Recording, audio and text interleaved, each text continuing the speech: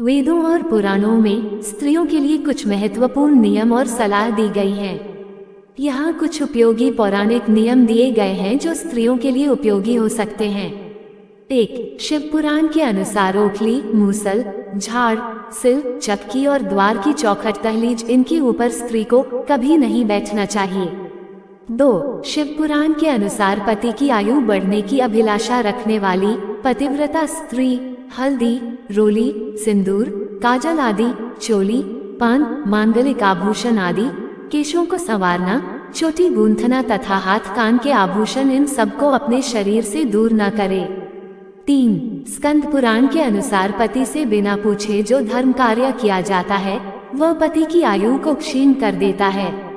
4. शिव पुराण के अनुसार स्त्री को चाहिए कि वह धोबिन, कुल्टा, अधम और कलहप्रिय स्त्रियों को कभी अपनी सखी न बनाए। 5. मनुस्मृति के अनुसार मदिरापान, दुष्टों का संग, पति से अलग रहना, स्वच्छंद घूमना, अधिक सोना और दूसरे के घर में निवास करना ये 6 बातें स्त्रियों को बिगाड़ने वाली हैं। 6. नारद पुराण के अनुसार जो स्त्री अपने पति के लिए वशीकरण का प्रयोग करती है उसके सारे धर्म व्यर्थ हो जाते हैं। पति ही नारी का रक्षक है, पति ही गति है तथा पति ही देवता और गुरु है। जो उसके ऊपर वशीकरण का प्रयोग करती है वह कैसे सुख पा सकती है। वह सैकड़ों पशु पक्षियों की योनि में जन्म लेती है।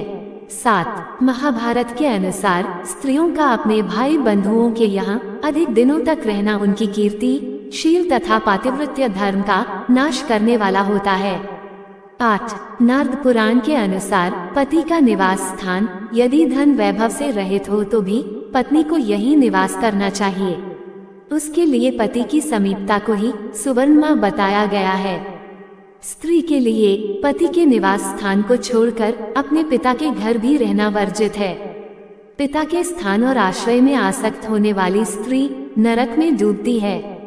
वह सब धर्मों से रहित होकर सूखे योनि में जन्म लेती है।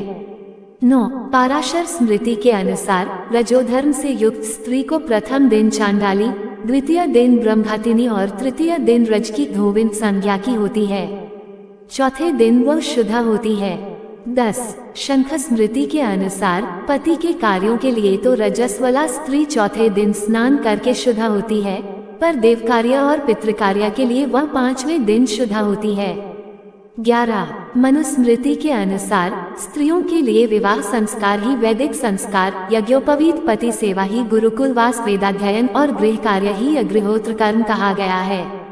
12. पद्म पुराण के अनुसार जो स्त्री अपने पति के मन के अनुकूल चलती और सदा उसे संतुष्ट रखती है वह अपने पति के पुण्य का आधा भाग प्राप्त कर लेती है। 13.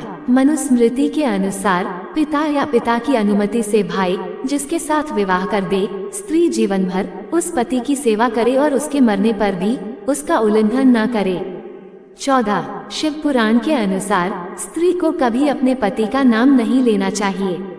15. शिव पुराण के अनुसार स्त्री को चाहिए कि वह घर के दरवाजे पर देर तक खड़ी न रहे, दूसरे के घर न जाए, कोई गोपनीय बात जानकर हरेक के सामने उसे प्रकट न करे।